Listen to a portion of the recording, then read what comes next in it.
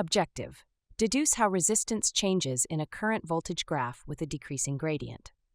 First, let's read the graph. This graph shows how the current flowing through the conductor changes with the potential difference across it.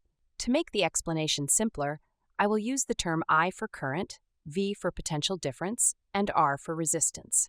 From the graph, when V is equal to 1 volt, I is equal to 4 amperes. When V is equal to 2 volts, I is equal to 6 amperes. When V is equal to 3 volts, I is equal to 7 amperes. Remember, the resistance of the conductor is the ratio of the potential difference to the current flowing through it. Focus on the term ratio. There is no need to calculate the gradient here. The gradient helps us qualitatively understand how the resistance changes. Let's use specific examples to make this clearer. When V is 1 volt and I is 4 amperes, R can be found by dividing 1 volt by 4 amperes, which gives 0.25 ohms. When V is 3 volts and I is 7 amperes, R is calculated by dividing 3 volts by 7 amperes, which gives 0.489 ohms.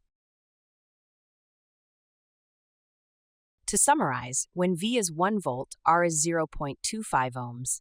When V is 3 volts, R is 0.489 ohms. So, as V increases from 1 volt to 3 volts, R increases from 0.25 ohms to 0.489 ohms. Therefore, for an IV graph with a decreasing gradient, the resistance increases as the potential difference increases.